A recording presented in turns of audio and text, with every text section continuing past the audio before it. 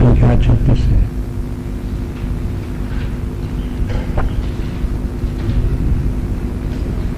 श्लोक संख्या 36।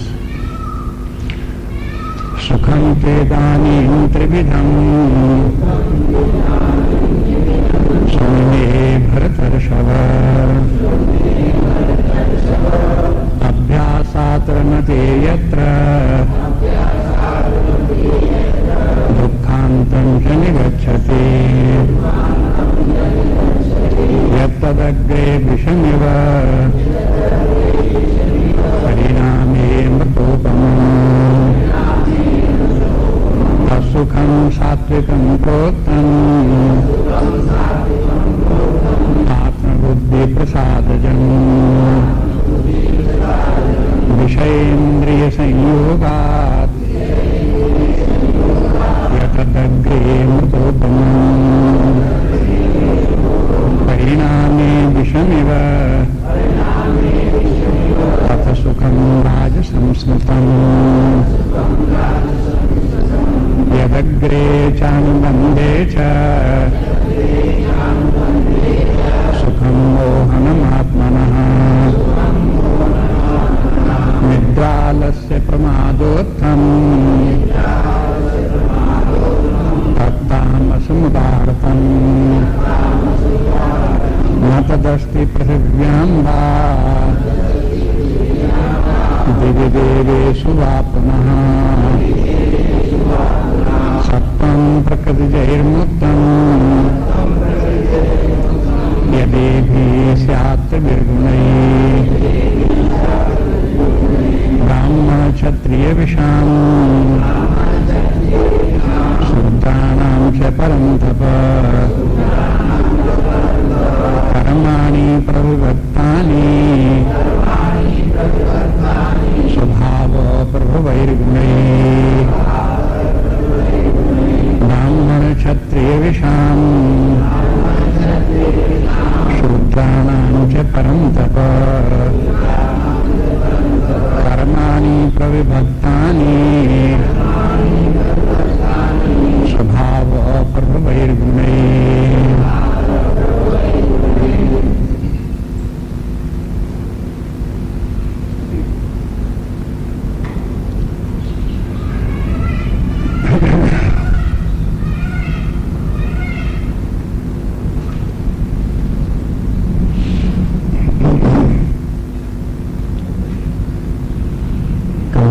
भगवान ने तीन गुणों से विभक्त ज्ञान, कर्ता, कर्म, बुद्धि, धृति इन सबको बता दिया और फिर उनका समापन करते हुए अंत में कहा कि देखो सारी सृष्टि त्रिगुणात्मक है, समस्त जड़ सृष्टि त्रिगुणात्मक है, जितने पेड़ पौधे हैं वो भी त्रिगुणात्मक हैं, जितने पशु पक्षी हैं वो भी त्रिगुणात्मक हैं, मनुष्य हैं तो वो भी है। कहने का तात्पर्य ये कि ये है जितना भी विभाजन या थिंकिंग है यूनिवर्सल है।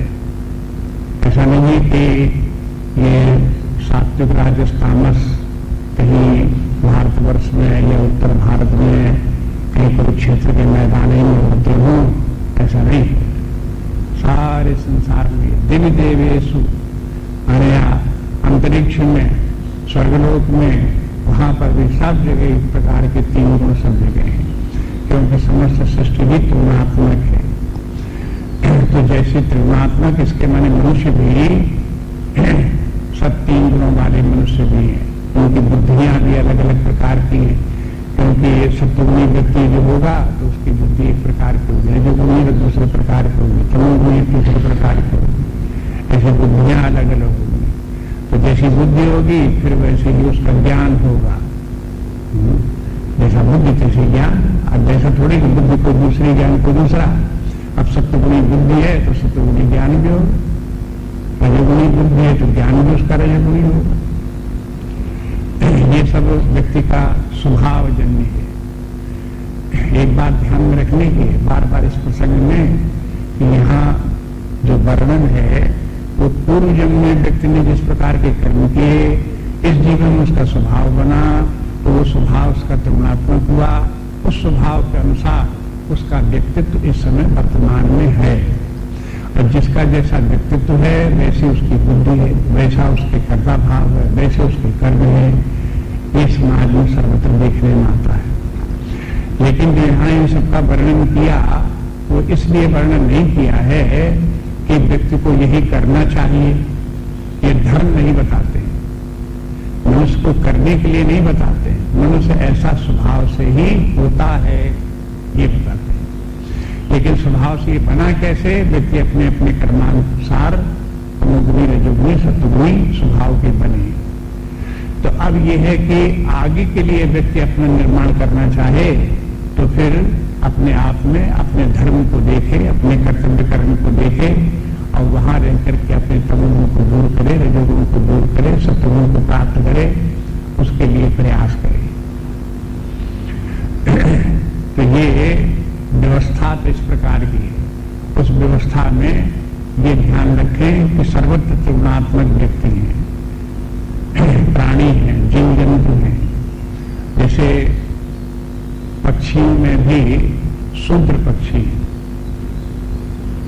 और पक्षियों में भी ब्राह्मण पक्षी हैं।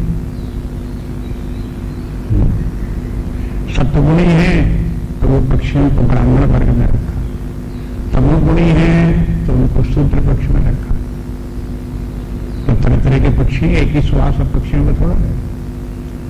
उनका खाना पीना बोलना सब आवाज वगैरह सब उनके अपने अपने प्रकृति के अनुसार सबकी भिन्न भिन्न प्रकार की है। जैसी है तैसी है। ऐसी वृक्ष भी, कुछ वृक्ष ब्राह्मण है, कुछ क्षत्रिय हैं, कुछ वैश्य हैं, कुछ शूद्र हैं। क्यों? कि उनमें सब में जो ये है तीन गुणों के कारण से ये विभाजन सब में हुआ है। तो एक बात तो ये है कि सारी सृष्टि त्रिगुणात्मक सत्रस्तमस है, लेकिन उनके कारण से जब विभाजन सृष्टि का हुआ तो वो चार प्रकार का हुआ। तीनों को मिला करके चार प्रकार का हुआ। ये बात भगवान पहले भी चौथे अध्याय में कह आए थे। तो देखो, चातुर्वर्णम मया सृष्टम गुण कर्म विभागशः, गुण कर्म विभागशः। पूर्व जन्म में व्यक्ति ने जैसे कर्म किए उस कर्मानुसार इस जीवन में उसका स्वभाव जिस गुण का दिखाई दिया उस गुण को देख करके व्यक्ति का वर्ण निर्धारित कर दिया। देखो ये प्रक्रिया हुई। ये चौथे अध्याय में भगवान बोला है। वहां पर शंकराचार्य जी का भाष्य देखना चाहिए। इस संबंध में सुंदर भाष्य है चौथे अध्याय वाला, ये जो श्लोक है उसमें। क्योंकि इस पर बहुत से तर्क वितर्क लोग बात समाज में करते हैं। उनकी समझ कहाँ तक है, क्या ठीक है कि नहीं ठीक है, इसको देखने के लिए भाष्य देखो। शंकराचार्य जी कहते हैं कि जहाँ जिस व्यक्ति में सत्वगुण की प्रधानता है, रजोगुण और तमोगुण जो हो पूर्ण मात्रा में है, वो व्यक्ति ब्राह्मण है। जिस व्यक्ति में रजोगुण बढ़ने लगा, सत्वगुण तो है लेकिन रजोगुण बढ़ने लगा, तमोगुण भी व्यक्ति में है तो वो क्षत्रिय हो गया। अगर व्यक्ति का सत्वगुण और घट गया और रजोगुण के साथ तमोगुण बढ़ने लगा तो वो वैश्य हो गया। और अगर किसी व्यक्ति में रजोगुण की अधिकता है लेकिन उससे भी ज्यादा उस व्यक्ति में तमोगुण है, सत्वगुण बहुत पूर्ण मात्रा में है, तो फिर वो शूद्र हो गया। उसका नाम शूद्र रख दिया। एक नाम रखा, एक वर्ग का नाम रखा ब्राह्मण, दूसरे वर्ग का नाम रखा क्षत्रिय, तीसरे का रखा वैश्य, चौथे का रखा शूद्र। अब संस्कृत के अगर ये शब्दों को भी पता लगाओ ढूंढो तो इनके पीछे भी इनका अर्थ मिलेगा। और जैसे वो व्यक्ति हैं वैसे ही उनका नामकरण भी वैसा ही हो गया। स्वभाव के अनुसार व्यक्ति का नामकरण हो गया। ब्राह्मण माने जिसके जीवन का लक्ष्य वो कि परमात्मा को, ब्रह्म को प्राप्त करना है, परमात्मा को प्राप्त करना है, उसी की साधना में लगा हुआ है, चित्त शुद्ध है, निर्मल है, शांत है, और परमात्मा की खोज में लगा हुआ सोचता है कि जीवन के अंतिम समय तक परमात्मा की प्राप्ति हो जाए, तो ब्रह्म से संबंध होने के कारण उसका नाम हो गया ब्राह्मण। क्षत्रिय के माने क्षत्रिय माने छाता, जो समाज के लिए छाता का काम करे वो क्षत्रिय स्वभाव। अब उसे परमात्मा को प्राप्ति की बात नहीं, वो ईश्वर से तो डरता है और समाज में सबकी रक्षा का कार्य करता है कि न्याय होता रहे, किसी के साथ अन्याय न हो, किसी का कोई भूखों न मरे, कोई परेशान न हो, कहीं कोई झगड़ा फसाद न हो, तो उसके लिए सबकी देखभाल करे और सबकी व्यवस्था रखे, तो वो क्षत्रिय। ऐसा व्यक्ति जिसके पास जहां कहीं किसी व्यक्ति को कोई परेशानी हो तो ऐसा कोई व्यक्ति होना चाहिए जहां दौड़ करके जाए, कहे कि भाई ये हमको परेशानी है, बताइए क्या करें, कैसे हमारा काम चले। तो क्षत्रिय का काम है कि उसकी व्यवस्था करें। तो ये क्षत्रिय तो स्वभाव उसका व्यक्ति। तीसरा व्यक्ति का स्वभाव जो है वो ये है कि वैश्य शब्द बना विश्व से, कि जो सारे समाज का भरण पोषण करने की जिम्मेवारी अपने ऊपर ले, वो विश्व है, वैश्य है। वो उत्पादन करे, प्रोडक्टिविटी हो, माने कपड़े का, खाने का, पीने का, जो जीवन यापन के जो साधन हैं जिनसे व्यक्ति खाता पीता पहनता इत्यादि है, उनका उत्पादन करे। और उत्पादन करने के बाद भी किस लिए उत्पादन करे? ये नहीं कि उत्पादन करके अपने लिए कर रहा है, वो सारे समाज के लिए उत्पादन करे। जैसे क्षत्रिय सारे समाज की रक्षा करे, ऐसे ही वैसे सारे समाज का भरण पोषण करे, इसलिए उसका नाम रखा गया वैश्य। अब शूद्र का नाम शूद्र क्यों रख दिया गया? शूद्र शब्द बना शुचि से, शुचम आद्रवती थी शूद्रा, शुचि के मन शोक, ऐसे कहा कि मां शुचा, इसमें बोलते ना गीता में, और सर्वधर्मान परित्यज्य माम एकम शरणम ब्रज, और फिर अहम ता सर्व पापेभ्यो मोक्षयिष्यामि मां शुच। मां शुच के माने क्या होगा? शोक मत करो, शुच मन शोक। और शुचम द्रवती, और ऐसा काम करे कि शोक ही की तरफ आगे बढ़े और उसको शोक, उसको अंततः दुखी भी रहता रहे, शोक में प्रवृत्त रहे, सदा उदास रहे, सदा परेशान रहे, ऐसे का नाम क्या है? शूद्र। इसलिए यहां कहीं किसी के ऊपर जो है वो जादती करके नहीं है कि कोई जबरदस्ती करके किसी को शूद्र नहीं बनाया गया। शूद्र है तो अपने स्वभाव के कारण से है। अगर आप किसी व्यक्ति को देखो और कहते तो बड़ा सुंदर स्वभाव का व्यक्ति, बड़ा अच्छा आदमी, भला आदमी है, तो आप ऐसा ये शब्दों का आप प्रयोग क्यों कर रहे हैं? कोई फेवर थोड़ी कर रहा है उसके साथ। आपने देखा कि हाँ संत स्वभाव का भला आदमी है तो आप उनसे भला बता रहे हो। आप किसी व्यक्ति को बता रहे तो बड़ा दुष्ट है, बड़ा नीच आदमी है, तो ये कहीं उसका कोई वर्गीकरण थोड़े कर रहे हो कि कुछ आदमियों को आपने इस प्रकार के स्कूट में जबरदस्ती डाल करके डाल दिया उनको। अरे भाई स्वभाव उस व्यक्ति का वैसा ही है, इसलिए आप वैसा बोल रहे हो। इसी प्रकार से इन चार प्रकार के व्यक्ति जो है वो चार प्रकार के उनके स्वभाव है, और ये इनको स्वभाव प्राप्त कहां से हुए? पूर्व से प्राप्त हुए। अब बात ये आती है कि पिछले जन्म में जिस व्यक्ति ने जैसे कर्म किए, इस जीवन में व्यक्ति का वैसा ही स्वभाव हुआ। अब जैसा स्वभाव हुआ तो वैसे ही फिर उसकी बुद्धि, वैसे ही उनका कर्ता भाव, वैसे ही उसके कर्म इत्यादि इत्यादि सब देखने में आवेंगे, जिनका वर्णन पहले हुआ है।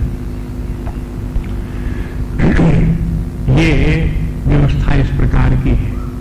लेकिन हुआ ये कि जन्म से भी ब्राह्मण क्षत्रिय वैश्य शूद्र माने जाने लगे। जन्म से माने जाने लगे तो स्थूल वर्गीकरण हो गया। पहले तो ये देख करके व्यक्ति के स्वभाव को, गुण को देख करके वर्गीकरण था। भगवान ने तो कहा हमने ऐसे ही किया, गुण कर्म स्वभाव उसको देख करके किया था। लेकिन अब समाज में क्या हुआ कि जो ब्राह्मण वर्ण के व्यक्ति थे वो जहां पैदा हुए, जिस परिवेश में पैदा हुए, वो वहां के परिवेश के कारण से उनको ब्राह्मण मानने लगे। अब कौन स्वभाव को देखे? ये देखो कि भाई इनके माँ बाप ब्राह्मण है तो ये भी ब्राह्मण, ऐसे मानने लगे। कि माँ बाप इनके क्षत्रिय हैं तो ये भी क्षत्रिय है, इस प्रकार से मानने लगे। तो कुछ लोग जो है इसी ये जो जन्म से ब्राह्मण क्षत्रिय इत्यादि है उसका भी आग्रह रखते हैं, और कुछ जो है विचारक लोग उसका समर्थन भी करते हैं।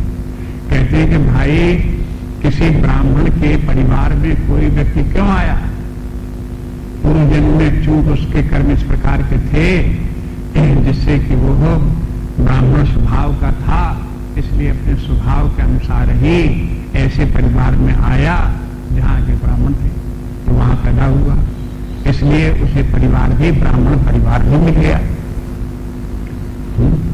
ये व्यवस्था इस प्रकार की। अब इसमें धीरे धीरे चल करके देखो तो इसमें सब समझने की कोशिश करो तो सब वैज्ञानिक बातें हैं, सब उसके सार्थक है। कोई किसी व्यक्ति ने जबरदस्ती करके खामखा किसी को परेशान करने के लिए इस प्रकार की व्यवस्था नहीं बनाई, किसी ने अपने स्वार्थ के लिए भी व्यवस्था नहीं बनाई। अगर डॉक्टर लोग कहते हैं कि देखो सिगरेट पीने से कैंसर हो जाता है, सिगरेट मत पीना, तो ऐसा थोड़े कि सिगरेट बनाने वाली कंपनियों का वो दुश्मन इसलिए बता रहा है। कोई सिगरेट बनाने वाली कंपनियों से लड़ाई हो गई होगी, इसलिए वो सबसे लोगों को कहता पता सिगरेट मत पीना, नहीं तुम्हें कैंसर हो गया, डरवा रहा है उनको।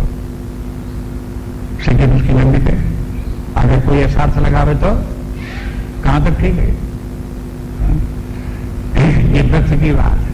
भाई डॉक्टर ने तो अपनी समझदारी के साथ में जनता के साथ में उसने सही सही ठीक ठीक बात उसने बता दी, लेकिन अब कोई कहे कि डॉक्टर तो फेवर कर रहा है, डॉक्टर तो बैर कर रहा है, ऐसे करके कहने लगे, उसकी बात को न माने तो ये उसका दुर्भाग्य है, उसे बात समझ में नहीं आती। इसलिए ये चार वर्ण की जो बात है ये समाज में बहुत इसके संबंध में तर्क वितर्क है, बहुत कुतर्क है। एक बात तो ये भी है कि ये चारों वर्णों की व्यवस्था ठीक ठीक व्यक्ति को तभी समझ में आवे जब उसकी बुद्धि स्वयं सात्विक हो, जब उसका ज्ञान भी सात्विक हो, जब व्यक्ति की धृति भी सात्विक हो। जब ये सब सात्विक हो तब ये बात समझ में आवे कि चारों वर्णों का वास्तविक रूप क्या है और वो कहां तक ठीक है।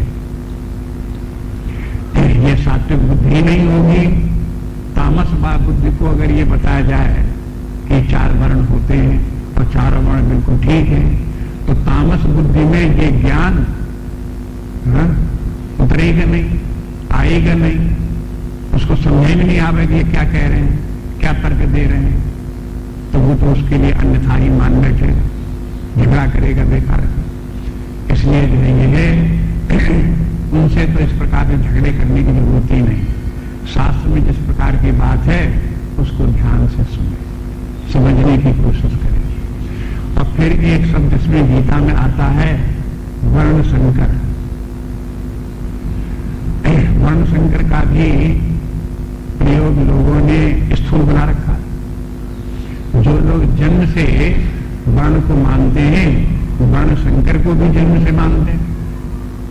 एक ब्राह्मण का एक घर का व्यक्ति है और एक क्षत्रिय के घर का है, दोनों का विवाह हो गया तो अब उनसे जो संतान हुई तो ब्राह्मण क्षत्रिय मिली जुली हुई तो वर्ण संकर हो गई। ये समाज का कहना है। इस प्रकार के मानने वाले व्यक्ति इस प्रकार से बोलेंगे ये वर्ण संकरता हो गए।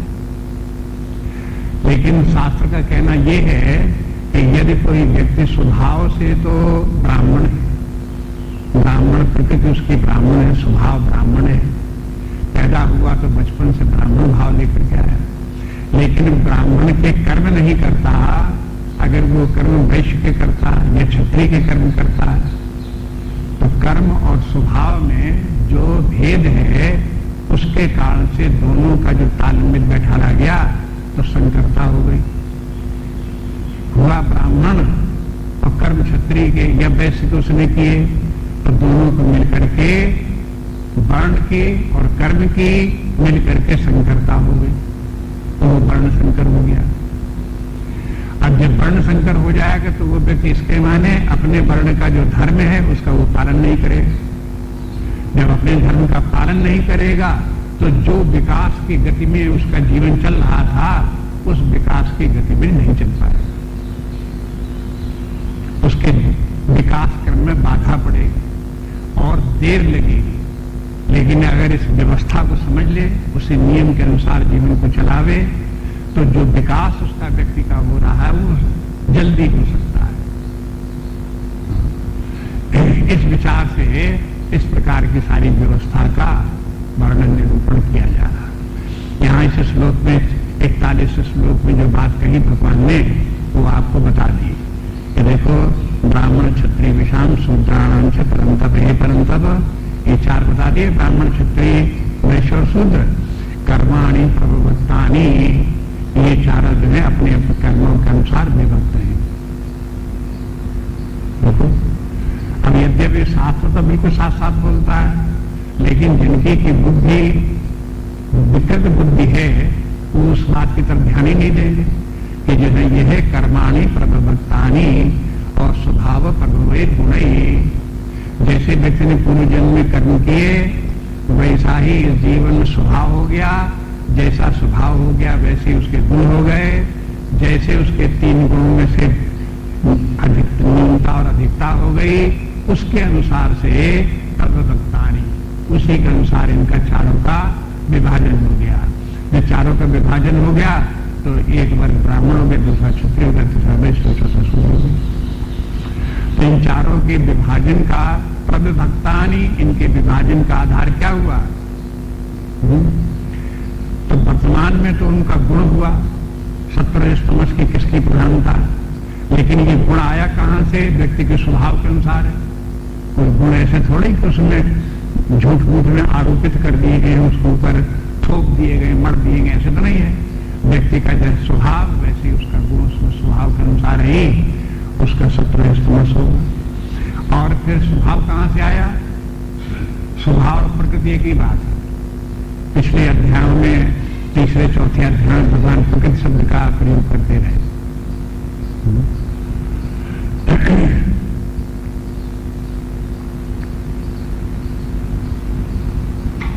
तो प्रकृति में ही बरतती है, गुण गुणों में बरतते हैं, इस प्रकार से पहले कहते आ चले आ रहे। तो वहां जो ये स्वभाव जो है वो व्यक्ति की प्रकृति है, और ये प्रकृति और स्वभाव व्यक्ति का आया कहां से? ये आया पूर्व जीवन के कर्मों से आया। तो इतनी व्यवस्था है। अब इसके साथ साथ इस समय पूर्व जन्म को भी और आगे आने वाले जन्म को भी स्वीकार करना पड़ता है, कर्म को भी स्वीकार करना पड़ता है। इन सब चिंतन का एक आधार तो है कर्म और कर्म का फल, और उसको जब ज्यादा विचार करते हैं तो उसका संबंध हो जाता है पूर्व जीवन से और आगे आने वाले जीवन से।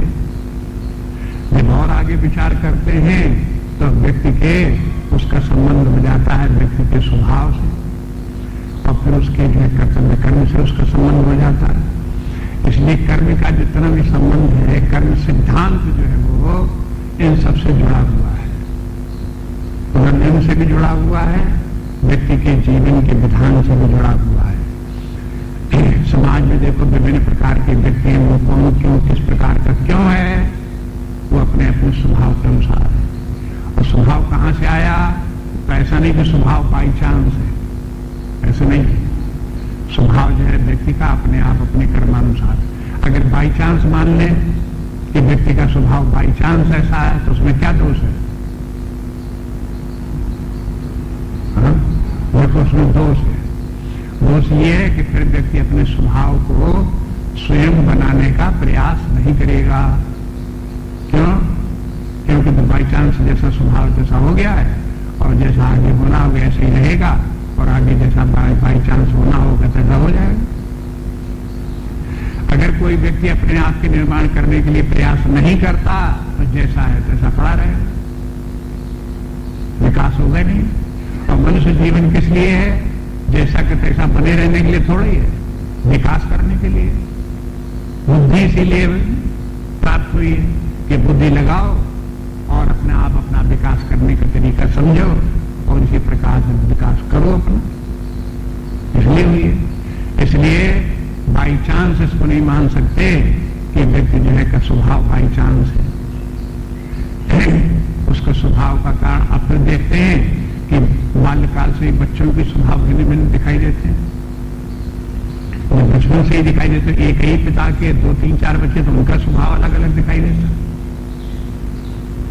अगर कहो कि माता पिता हेरिडिटी के कारण से, एनवायरनमेंट के कारण से, तो वो भी पर्याप्त पूरा नहीं पड़ता। देखते ही एक ही हेरिडिटी में, एक ही एनवायरनमेंट में भिन्न भिन्न स्वभाव के बच्चे हैं, अब कहां से उनका कारण ढूंढोगे? तो फिर जो नहीं कारण जिनको भी दिखाई देता वो कहते बाई चांस एक बच्चा गड़बड़ निकल गया, बाई चांस एक बच्चा होशियार निकल गया, एक बाई चांस पकड़े बैठे रहेंगे। बाई चांस जो है वो अवैज्ञानिक है। जो वैज्ञानिक बुद्धि जिनकी है वो बाई चांस कुछ भी नहीं मानते। जब कभी अशिक्षित लोग ज्यादा थे और विज्ञान का इतना ज्यादा विस्तार प्रचार प्रसार नहीं हुआ था, तब समाज में बहुत सी घटनाएं घटती रहती थी, उनको सब लोग बाई चांस मानते थे। लेकिन अब वो सब घटनाओं का मालूम हो गया, प्रकृति का संसार में प्रकृति किस प्रकार से चल रही है, कार्य कारण संबंध कहाँ है, किस प्रकार से। अगर कभी पानी बरस जाए तो कहते देखो आज बाई चांस पानी बरस गया। अगर कोई कहता बाई चांस आज पानी बरस गया, इसके माने क्या है? उसे पता ही नहीं कि प्रकृति के कौन नियम काम कर रहे हैं, कौन बादल ला रहा है, कौन पानी बरसा रहा है, कौन फोर्स कर रहे हैं, कहाँ पे किस प्रकार कितनी गर्मी पड़ रही है, उसके कारण से वहां की वायु का दबाव कैसे कम हो रहा है, दबाव कम होने के कारण से दूसरी तरफ की वायु भी उस तरफ आ रही है, और जिधर की वायु आ रही है उस वायु में पानी है, तो उसमें रेड क्लाइमेट की वो है। अगर वो आ गई अपने यहाँ आने पर जो वो हो उसको ठंडक मिल गई तो उसका पानी कन्वर्ट हो गया, बरस गया। ये तो सब विज्ञान की बात। और जो ये सब विज्ञान नहीं समझेगा, इतनी सब नहीं मालूम, तो क्या कहे? By chance.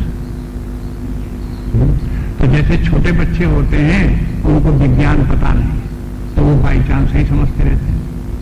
लेकिन जो बड़े हो गए, विज्ञान सीख लिया, तो उनको समझ में आता ये सब बाई चांस नहीं, उनके सबके पीछे नियम विद्यमान, उस नियम से ही सब कार्य चल रहा है।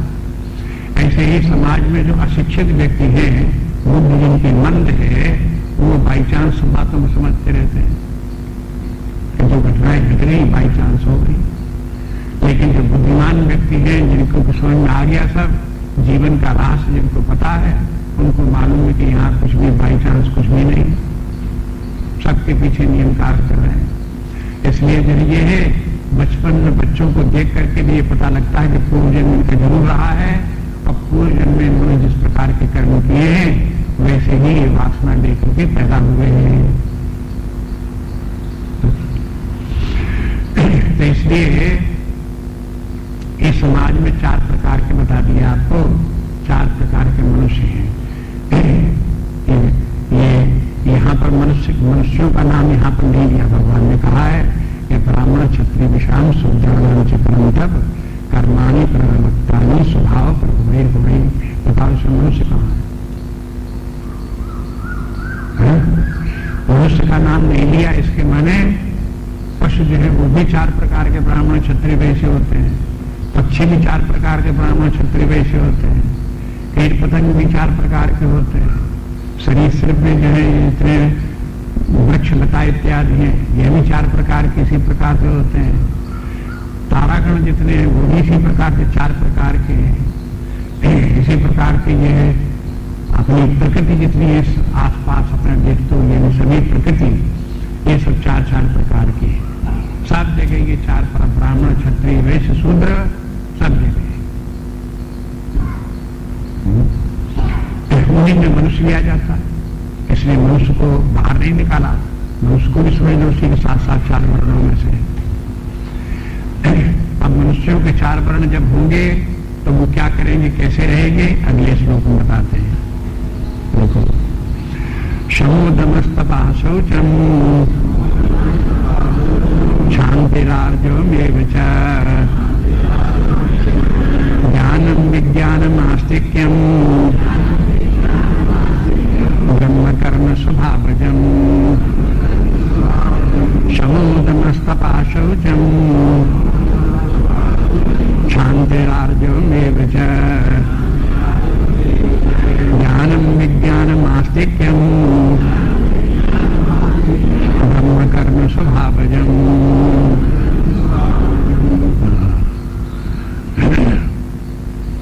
स्वभावजम, अब देखो ये बार बार स्वभाव आता है। पिछले 41 में स्वभाव प्रभवैर गुणैः कर्माणि, ये जो बोला था कि स्वभाव कहाँ से आया, कर्म। अब बार बार सबका नाम नहीं देते हैं, स्वभाव का नाम देते हैं। और जो व्यक्ति वो जिस व्यक्ति का जैसा स्वभाव है वैसे ही उसकी रुचि होती है, वैसे ही वो कर्म करता है। तो कहते हैं ब्रह्म कर्म माने, ब्रह्म माने ब्राह्मण है, ब्रह्म कर्म माने ब्राह्मण के कर्म स्वाभाविक रूप से ऐसे होते हैं।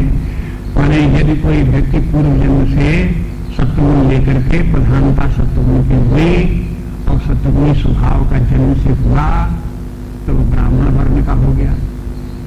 अब ब्राह्मण वर्ण का हो गया तो फिर वो अपना जीवन में उसके लक्षण क्या दिखाई देंगे, ये जो लक्षणों का वर्णन या भगवान ने 8-10 लक्षण बता दिए, ये लक्षण उसके जीवन में देखने में आएंगे। ये जैसे समः दमः ये लक्षण है। ब्राह्मण स्वभाव का व्यक्ति होगा तो इस प्रकार से उसके स्वभावतः उसे समदम प्रिय होंगे। और तप भी उसे प्रिय होंगे, तपस्या करेगा। शौचम शुद्ध रहेगा, शांति क्षमा भाव रखेगा, शांति भाव रखेगा, क्षमा भाव रखेगा।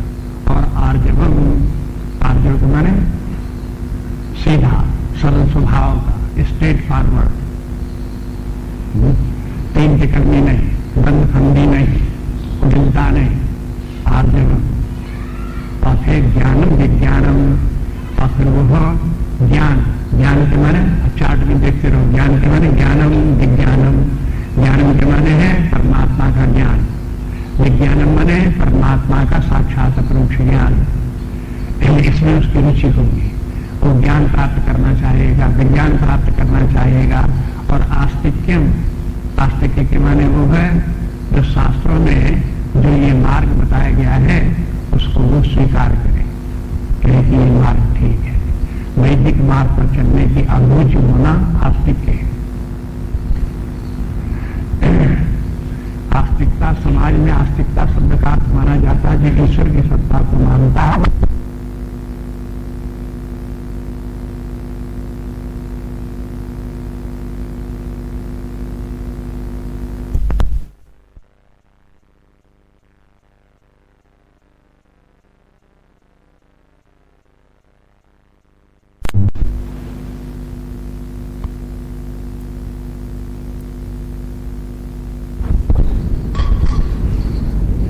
विद्वानों का मत है कि आस्तिक वो है जो शास्त्र को प्रमाण मानता है, वेदों को प्रमाण मानता है, वो आस्तिक है। और जो वेदों को जीवन विधान का प्रमाण नहीं मानता है वो नास्तिक है। इसलिए भारतीय दर्शनों को 2 भागों में बांटा गया, एक आस्तिक दर्शन, दूसरे नास्तिक दर्शन। आस्तिक दर्शनों में से न्याय, वैशेषिक, सांख्य, योग, मीमांसा और वेदांत, ये 6 आस्तिक दर्शन है। चारवाक दर्शन, जैन दर्शन, बौद्ध दर्शन, ये नास्तिक दर्शन है। ये नास्तिक दर्शन क्यों है? क्योंकि ये वेदों को प्रमाण नहीं मानते। अब देखो, ईश्वर की बात नहीं है। जैसे जैन दर्शन, बौद्ध दर्शन ईश्वर में सत्ता नहीं मानते तो केवल इसलिए नास्तिक है, तो ऐसा नहीं है। क्योंकि ईश्वर की सत्ता को मीमांसा दर्शन भी नहीं मानता है, सांख्य दर्शन भी नहीं मानता है, लेकिन फिर भी आस्तिक है। सांख्य दर्शन ईश्वर की सत्ता को स्वीकार नहीं करता, फिर आस्तिक है कि नास्तिक है? कि फिर भी आस्तिक है। क्यों आस्तिक है? कि वेदों को प्रमाण मानता है, इसलिए। इसी तरह से मीमांसा दर्शन के कर्मकांड प्रधान है, वो देवताओं को तो मानता है लेकिन ईश्वर को नहीं मानता, परमात्मा को नहीं मानता, ब्रह्म को नहीं मानता। इसलिए न मानने के कारण आप कहोगे नास्तिक है, तो नास्तिक नहीं है, तो आस्तिक है। इसलिए आस्तिक नास्तिक का अर्थ ठीक ठीक समझना चाहिए। यहाँ भगवान कहते हैं वो व्यक्ति आस्तिक है, अगर ब्राह्मण स्वभाव का है तो आस्तिक है कि मैंने वो वेदों का अध्ययन करेगा, वेदों के ज्ञान का प्रचार करेगा, वैदिक ज्ञान के मार्ग के अनुसार स्वयं भी जीवन में चलने की कोशिश करेगा, वैदिक धर्म की स्थापना अपने आप अपने अंदर भी रखेगा और बाहर में करने की कोशिश करेगा। अगर ऐसा करता है तो वो हो आस्तिक। ये आस्तिक का अर्थ हुआ। ये कौन करेगा? जो ब्रह्म कर्म स्वभाव, जो ब्रह्म स्वभाव का होगा, ब्राह्मण वर्ण का होगा, वो ऐसा करेगा। अब ब्राह्मण वर्ण का पहले बता दिया, ब्राह्मण वर्ण का कौन? जिसमें सत्वगुण की अधिकता और रजोगुण तमोगुण की न्यूनता, जब ये होगी तब वो ब्राह्मण वर्ण का होगा। अब कोई भी व्यक्ति अपने आप को ये देख सकता है कि हमें समदम में हमारी रुचि है कि नहीं है, तपस्या करने में हमारी रुचि है कि नहीं है। हम जितने वर्णन किए, ये देखो इसमें अपनी रुचि न दिखाई दे तो समझ लो जब भीतर से रुचि नहीं है, इसके लिए स्वभाव ही नहीं अपना ऐसा है। जब अपना स्वभाव नहीं है तो रुचि भी नहीं है, जब रुचि भी नहीं तो करना भी क्या और करता भी नहीं। तो कोई ऐसा नहीं है कि ब्राह्मण शरीर प्राप्त हो गए तो सब ऐसे ही करेंगे। जितने ब्राह्मण वो संगम इत्यादि करेंगे, ज्ञान विज्ञान में भी लगेंगे और वो शांति आर्जव इत्यादि सब में लगेंगे और सब ये करेंगे, वो सब नहीं करेंगे। और जिनको कि स्वभाव जिनका ब्राह्मण का होगा वही ऐसा करेंगे। इसलिए स्वभावज कहते हैं। जिनका ब्राह्मण स्वभाव नहीं है, केवल शरीर से ब्राह्मण हो गए हैं, तो फिर उनका ये स्वभाव नहीं हुआ है, इनमें रुचि भी उनकी नहीं हुई। अब देखो शास्त्रों में इसी कारण से ये स्थिति देख करके कि कोई व्यक्ति जन्म से तो ब्राह्मण है लेकिन स्वभाव से ब्राह्मण नहीं, अथवा कोई व्यक्ति जन्म से ब्राह्मण तो नहीं है, क्षत्रिय वैश्य है लेकिन स्वभाव से ब्राह्मण है। ऐसी स्थितियां हो सकती हैं और प्राचीन काल से होती चली है। कोई याद ही नहीं कि कलयुग में होकर के ऐसा हो गया है, पहले भी ऐसा हो तो ये हो सकता है कि पहले कम होता हो अब ज्यादा होने लगा हो, लेकिन होता है। क्योंकि छांदोग्य उपनिषद में ये कहते हैं कि देखो एक होता है ब्राह्मण और एक होता ब्रह्म बंधु। जैसे ब्रह्म कर्म है ऐसे ब्राह्मण के लिए ब्रह्म शब्द का प्रयोग करते हैं और उसको कहते हैं ब्रह्म बंधु। ब्राह्मण तो वो है जो कि जन्म से भी ब्राह्मण है और स्वभाव से भी ब्राह्मण है और उसकी अभिरुचि में ब्राह्मण की जैसी होती है वैसी जीवन में दिखाई भी देती है, तो वो ब्राह्मण वास्तविक ब्राह्मण है, सही में ब्राह्मण है। और जो इस प्रकार से शरीर तो ब्राह्मण का प्राप्त हो गया, परिवार और संबंधी तो उसके ब्राह्मण हैं, दूसरे लोग तो ब्राह्मण हैं लेकिन उन्हीं के बीच में पैदा हो गया तो उनका भाई बंधु है, ब्राह्मणों का भाई बंधु है लेकिन स्वभाव से ब्राह्मण ही नहीं। तो स्वभाव से ब्राह्मण नहीं है तो उसको ये अच्छा नहीं लगेगा सब करते हुए, वो यही दिखाई कि दूसरे लोग ये सब कर रहे हैं, सब बेवकूफ है, ज्ञान विज्ञान के पीछे दौड़ रहे हैं अपने, हम लोग कितने होशियार हैं, कितना पैसा कमा रहे हैं, कितना कर रहे हैं, कितना लोग उधार नहीं सब खरीद ले रहे हैं और कितना हमारी तरक्की हो गई है। अपने किसी व्यक्ति को यही अच्छा क्यों लग रहा है? क्योंकि उसमें ब्राह्मण हो जाए, स्वभाव है ही नहीं उसका। इसलिए जिसको जैसा स्वभाव होता है उसको वैसे अच्छा लगता है, वैसे वही करता है, स्वभाव के अनुसार उसको बरतता है। व्यवहार कैसे करता है व्यक्ति? स्वभाव अनुसार ही करेगा। तो भी स्वभाव का व्यक्ति होगा तो एक प्रकार का व्यवहार करेगा, शांत स्वभाव का व्यक्ति हो तो दूसरे प्रकार का व्यवहार करेगा। जैसे ये क्रोध और शांति ये व्यक्तियों का स्वभाव है और फिर उसी प्रकार का व्यवहार भी तदनुरूप दिखाई देगा इसे। तो अब ये दिखाई देते हैं जिनको ब्रह्म कर्म स्वभावजन, इनका ब्राह्मणों का ये स्वाभाविक कर्म है। अब ये इसका ये भी सूचना इस बात की है, जो व्यक्ति में उत्कृष्ट कर्म पूर्व जीवन में किए होंगे तो स्वभाव भी अच्छा श्रेष्ठ स्वभाव उसका होगा, सत्वगुण प्रधान होगा। और ब्राह्मणत्व जिसे प्राप्त होगा उसके जीवन का विधान इस प्रकार का दिखाई देगा, स्वाभाविक दिखाई देगा। ये नहीं कहते हैं कि उसको ऐसा करना चाहिए। अभी यहाँ धर्म का निरूपण नहीं है, ये व्यक्ति के स्वभाव का निरूपण। देखो इतना भी समझना चाहिए, नहीं तो लोग बाकी समझते हैं गीता में तो ये ब्राह्मण के धर्म बताए गए, ये ब्राह्मण के धर्म नहीं है। ब्राह्मण के धर्म देखने हो तो आप गीता मत देखो, मनुस्मृति देखो, याज्ञवल्क्य स्मृति देखो, पराशर स्मृति देखो। इन स्मृति ग्रंथों में धर्म का वर्णन विस्तार के साथ है। वहां बताया जाएगा कि ब्राह्मण का धर्म क्या है, क्षत्रिय का धर्म क्या है, वहां पर फिर इनका वर्णन नहीं किया जाएगा। अगर कहीं कोई व्यक्ति अपने इंद्रियों के ऊपर निग्रह रखता है, अपने मन के ऊपर निग्रह रखता है, तो ये उसका कर्तव्य कर्म नहीं है, ये तो उसका स्वभाव है, इसलिए करता है। कर्तव्य कर्म क्या बताया गया ब्राह्मण का? कि अध्ययन करो, अध्यापन करो, शास्त्रों का अध्ययन करो, शास्त्रों को दूसरों को पढ़ाओ, स्वयं निष्काम भाव से यज्ञ कर्म करो और दूसरों को यज्ञ कर्म करने में लगाओ, स्वयं दान दो और दूसरे लोगों को दान दो। ये जो है ब्राह्मण के धर्म अन्यत्र बताए गए। धर्म ये यहां पर जो धर्म नहीं बताया गया तो धर्म और कर्म में अंतर हो गया। यहां पर वहां धर्म के बने ऐसा करना चाहिए, अगर ब्राह्मण है तो ये सब करे, शास्त्र का आदेश हुआ। और यहां ये बताते हैं अगर ब्राह्मण होगा तो स्वभावतः ऐसा करेगा। अब दोनों में इतना अंतर है, इसलिए कहते हैं समाह दमा, इनको सबको इन शब्दों को समझ लेना चाहिए, अर्थ को संक्षेप में। वैसे जो बार बार आते रहे जानते ही हैं। समाह माने मन को शांत रखना। मन विषयों की तरफ भागता है तो उसको उधर समझा करके बुझा करके संयम रखना, इसको कहते हैं सम। दम के माने इंद्रिय निग्रह। इंद्रियां भी विषयों की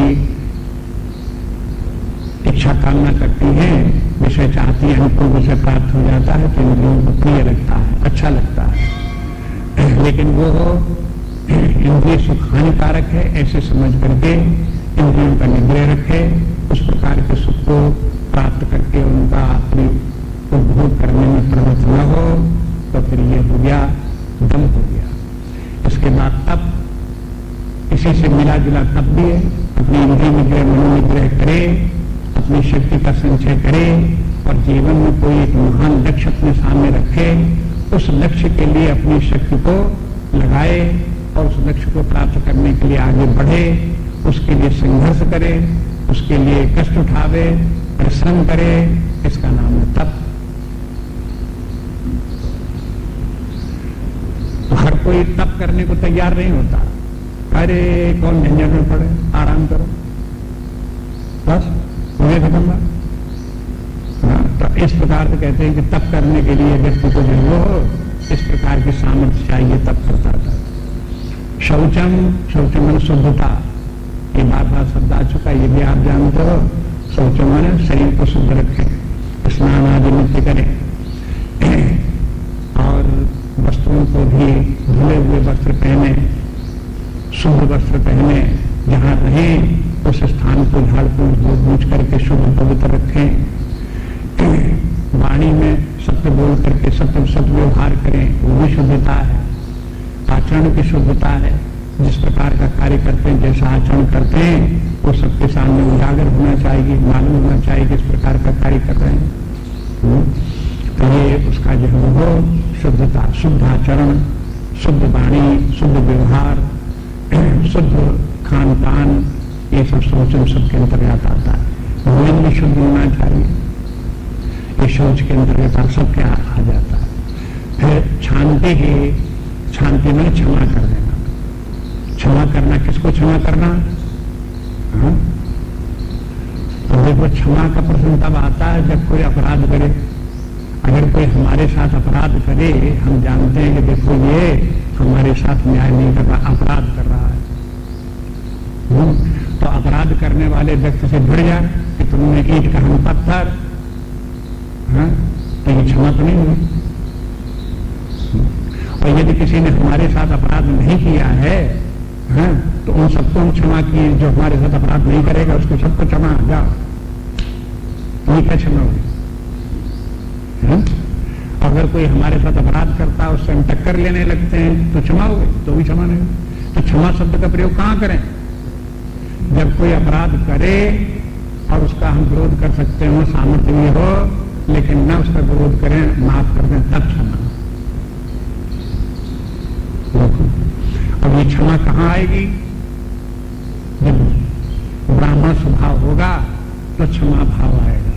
ब्राह्मण स्वभाव न हुआ है तो फिर क्षमा भाव नहीं आएगा। उससे नीचे क्षत्रिय स्वभाव हुआ, वैश्य स्वभाव हुआ, शूद्र स्वभाव हुआ, तो फिर क्षमा का स्थान नहीं हुआ। समाज में ये भी एक नियम है, टिट फॉर टैट, ईंट के जवाब पत्थर। किन लोगों के बीच में ये, हाँ, जो ब्राह्मण स्वभाव का नहीं, उनके बीच में ये नियम है। लेकिन जिनका ब्राह्मण स्वभाव है वो इस प्रकार के छंद आर्जवम, आर्जव के माने क्या है? आर्जव माने सरल सीधा। अर्जुन भी शब्द आर्जव से बना है। अर्जुन जो वो आर्जव है, उसमें इसलिए अर्जुन है। रिज के माने सीधा, जैसे रिज पूर्ण होता है, एक सीधी लाइन खींच दी, तो 180 डिग्री का इधर कोण, 180 डिग्री का इधर कोण, तो ये कौन सा कोण होगा? रिज कोण हो गया। लेकिन अगर वो लाइन तिरछी होने लगी, घुमा दी उसकी, तो फिर 90 डिग्री का कोण हो गया, 120 डिग्री का कोण हो गया, तो फिर रिज कोण नहीं रह गया। रिज के माने सीधा एकदम। इसलिए जो सीधे स्वभाव का हो, अंग्रेजी में इसके लिए शब्द है स्ट्रेट फॉरवर्ड। स्ट्रेट फॉरवर्ड हो ना, जो जैसी बात हो वैसी बात बोल देना, जैसा कार्य हो उस प्रकार कार्य करने से मन में कुटिलता न रखे, दंड फंद न रखे, मन में छल कपट न रखे, तब वो सरल भाव आया। जब ये सरलता आई तो फिर ये है ब्राह्मण धर्म हुआ उसका, सरलता ब्राह्मण धर्म है। अर्जुन ऐसे अर्जुन में रिजु था और रिजु में लगा दिया आ, तो अरिज हो गया, अरिज बन गया। और अरिज में फिर एक और निगेटिव लगा दो, हाँ? तो उसमें ना लगा दिया बाद में। अरिज तो था ही, अरिज ना, जो टेढ़ा न हो उसका नाम अर्जुन। तो जो अर्जुन कौन बना? जो टेढ़ा न हो। पेड़ भी देखो, यहाँ अपने यहाँ बहुत से पेड़ खड़े हुए हैं, अर्जुन के पेड़ आप देखो कैसे है, सही देख रहे हो। तो इसलिए उसका अर्जुन पेड़ का नाम अर्जुन रखा गया कि वो सीधा खड़ा। तो जो व्यक्ति सीधा स्ट्रेट फॉरवर्ड हो उसको अर्जुन कहेंगे। तो इस प्रकार से आर्जो गुण है ये भी। अब ये सब गुण भी बड़े साहसी व्यक्तियों के हैं, हाँ? बड़े जिनका कि व्यक्तित्व बहुत विकास हो गया है, उनके हैं ये गुण, कमजोर लोगों के नहीं। कहते सीधा स्वभाव आदमी का तो क्या है, निचुर पुचर आदमी है, कोई ताकत है ही नहीं, इसलिए सीधे स्वभाव का क्या करेगा? ऐसे नहीं है ये तो बात। जो टेढ़े स्वभाव के व्यक्ति हैं वो कमजोर हैं, इसलिए टेढ़े स्वभाव के हैं। बहुत से लोग बड़े कमजोर होते हैं, दंडपन क्यों करते हैं, तीन तिक्रम क्यों करते हैं? क्योंकि कमजोर स्वभाव, डरते भी हैं, भयभीत भी होते हैं। ये सब डरना इत्यादि है, सब कमजोर स्वभाव के व्यक्ति हैं। अब ये ब्राह्मण स्वभाव का व्यक्ति वो डरेगा नहीं कहीं। कहीं कहते देखो तुम्हें नौकरी से निकाल देंगे, हाँ? तो डर जाएगा व्यक्ति, हम लोग करने लगे तो नहीं कैसे होगी। लेकिन ब्राह्मण स्वभाव का होगा तो कहते हम तो भाई सीधे सीधे काम जानते हैं, रखना रखो ना रखना ना रखो, कि निकाल देंगे तब क्या करोगे? हाँ? कि हम तो भाई आस्तिक व्यक्ति हैं, ज्ञान विज्ञान है, परमात्मा की सत्ता को भी मानते हैं, उसके सेवा में रहते हैं वो हमें कहीं न कहीं बुलंदेगा, कहीं न कहीं चलेगा। तो डरने की बात क्या है? इसलिए ये गुण जो है ये है, इनकी श्रेष्ठता देखो, इनको गुणों की गुणवत्ता को देखो, ये कमजोरियां नहीं है। अगर कोई व्यक्ति इंद्रिय भोग में बहुत लगे तो वो शक्तिशाली है, कि इंद्रिय निग्रह रखे वो शक्तिशाली है। हाँ? क्या अरे बेचारे के पास कुछ नहीं तो क्या खाए पिए? जिसके पास खूब पैसा है, खूब सामर्थ्य है, वो खूब अपने खा पी रहा है, खूब मौज कर रहा है, खूब मौज कर रहा है, माने इसके मैंने बड़ा आदमी है, ज्यादा शक्तिशाली है, श्रेष्ठता महानता उसी की। ये नहीं समझ में आता, वही कमजोर है, अपने जीव के जवान के इंद्रियों के अधीन है, वो उसको नचा रहे हैं। एकांत करिए।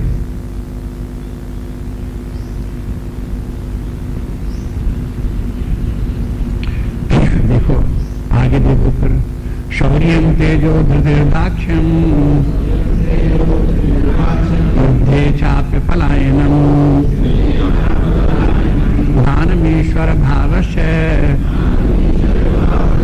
क्षात्रं कर्म स्वभावजम्। शौर्यं तेजो धृतिर्दाक्ष्यं युद्धे चाप्य पलायनम्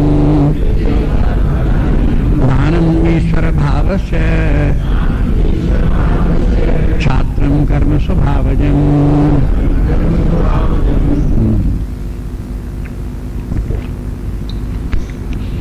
इस श्लोक में छात्रम, छात्र माने क्षत्रिय के, छात्रम कर्म क्षत्रिय के कर्म स्वभावजन, क्षत्रिय के स्वाभाविक कर्म ये है। माने क्षत्रिय इस प्रकार का जीवन जीता है, ऐसा व्यवहार करता है। शौर्य, शौर्य तो गुण है, उन गुणों को भी कर्म बता दिया गया। ये सब इस प्रकार है। शौर्य मैंने सूर्यता, सूर्यता मरने से भी न डरे, इतना साहसी। कुछ लोगों को खामखा मरने का डर लगा रहता है। अरे क्षत्रिय के लिए तो कहा जाता है मरने के तो वैसे तो डरने नहीं चाहिए, अगर दुश्मन भी सामने आ जाए तो भी उसके साथ लड़ो, और जानते हो कि कमजोर हो तो भी मरने को मत डरो, बोलो उसको। और युद्धे चाप्य पलायनम, युद्ध अगर हो तो उसमें भागो नहीं, लड़ते लड़ते मर जाओ लेकिन भागो नहीं, ये क्षत्रिय का स्वभाव है। और कुछ लोग तो ऐसे हैं कि युद्ध की तो बात दूसरी, बिना युद्ध ही का डर लगता है। अगर घर में अकेले हैं तो डर लग रहा है, क्या हो गया? अरे घर में अकेले हैं तो अकेले तो क्या हो गया कि डर लगता है, ये क्या हो गया?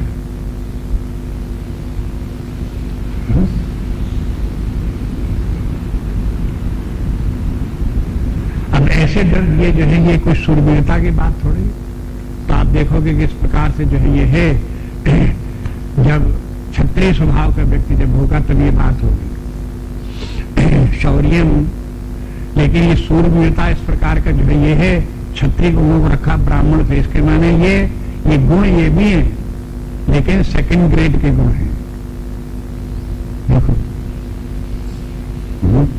ये शूरवीरता जो है वो फर्स्ट ग्रेड का गुण नहीं है। फर्स्ट ग्रेड का जो गुण है वो ब्राह्मण का है, वो निर्भय रहना है। और क्षत्रिय का गुण है बहादुर होना। थोड़ा थोड़ा अंतर दोनों में। इसलिए तेजा माने तेजस्वी होना, तेजा के माने उसकी धाक हो समाज के ऊपर। जहां जिस व्यक्ति को जैसा कह दो, देखो यहाँ ऐसा होना है, वैसे उसके कहने से मानने लोग, उसकी आज्ञा का पालन करने वाले, ऐसा तेजस्वी। तेजा धृति ही, धृति माने धैर्य रखने वाला हो। काम बनने बिगड़े, समस्याएं आ जाएं, कठिनाइयां आ जाएं तो धैर्य रखे। जैसे कुछ लोग भयभीत होने वाले होते हैं तो ऐसे वो तो धैर्यहीन भी व्यक्ति होते हैं, बड़ी जल्दी धैर्य टूट जाता। जरा सी कहीं बात होकर धीरे टूट गया, धैर्य नहीं रख पाते। लेकिन धैर्य रखे जो कोई व्यक्ति अपने आप को संभाले रहे, अब उसमें उखड़े नहीं, टूटे नहीं, तब उसको कहते हैं धृति। तो ऐसा जो है वो क्षत्रिय नहीं है, वो क्षत्रिय धृति का होगा।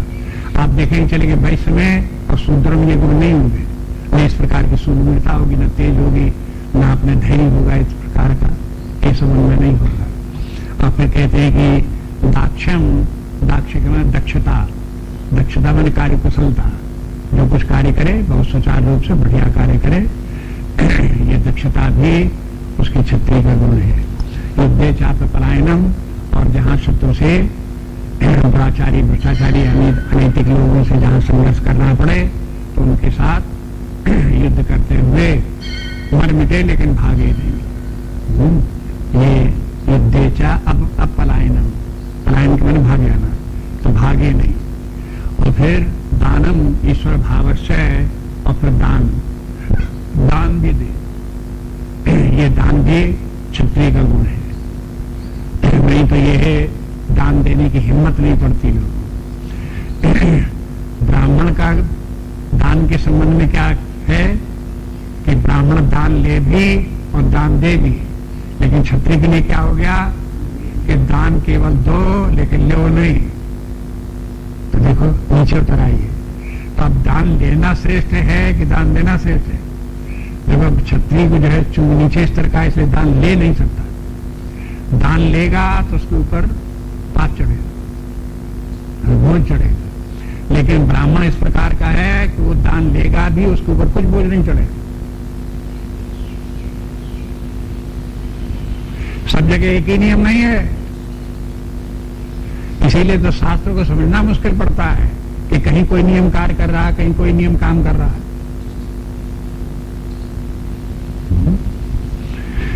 एक नियम तो ये है कि देखो पुण्य क्या है, पाप क्या है, पाप को छोड़ो, पाप कर्म मत करो, पुण्य कार्य करो, सही रास्ते पे चलो, अन्याय मत करो, ये मत करो, वो मत करो, एक रास्ता तो ये।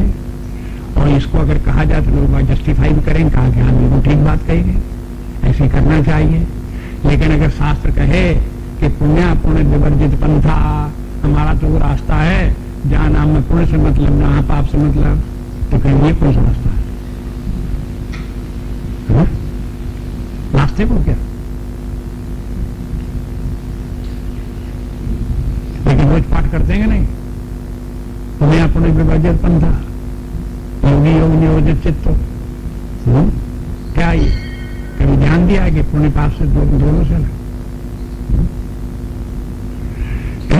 लेकिन जो पुण्य पाप को पकड़े बैठा है उसे ये रास्ता समझ में नहीं आ सकता।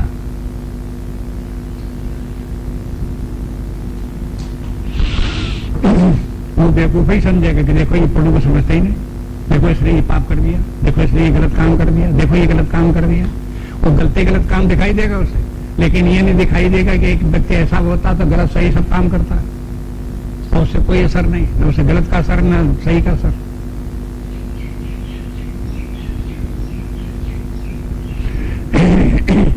इसलिए जो है ये दान में ईश्वर भाव से, और ईश्वर भाव उसमें व्यक्ति बना। ईश्वर भाव का माने ये है ईश्वर में श्रद्धा, ये माने स्वीकार करे कि ईश्वर की सत्ता है।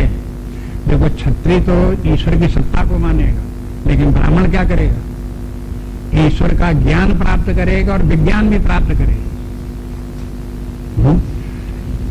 उस परमात्मा का ज्ञान और विज्ञान प्राप्त करना ब्राह्मण का धर्म। लेकिन अगर वो उतना सत्वगुण न हुआ, रजोगुण बढ़ गया, तो फिर व्यक्ति को बस इतना रह गया कि ईश्वर को माने हुए है, और ईश्वर को माने हुए है तो ईश्वर से डरता है। वो इस बात को डरता है कि हमें अपने धर्म का पालन करना चाहिए, लेकिन नहीं करेंगे तो फिर ईश्वर हमको दंड देगा। बस इतना भर ईश्वर को मान करके चलता है। ये क्षत्रिय स्वभाव का, तो ऐसे स्वभाव के लोग बाग हैं जो लोग ईश्वर की सत्ता को मानते हैं, उसे डरते हैं, सही रास्ते पर चलते हैं, तो ठीक है वो क्षत्रिय स्वभाव के हैं, ब्राह्मण नहीं है। लेकिन ब्राह्मण हो तो फिर इतना ही नहीं है कि ईश्वर है, वो ये भी देखे कि ईश्वर है तो कैसा है, और ईश्वर है तो कहाँ है वो, और उस ईश्वर में हमें क्या संबंध है, क्या हम उस ईश्वर भाव को प्राप्त हो सकते हैं? नहीं हो सकते। इस प्रकार का विचार करना क्षत्रिय का बल की बात नहीं है, उसके लिए फिर ब्राह्मण तो चाहिए। ये नियम इस प्रकार के, बस इतनी रस्ते, बाकी आगे दो पूरा कल।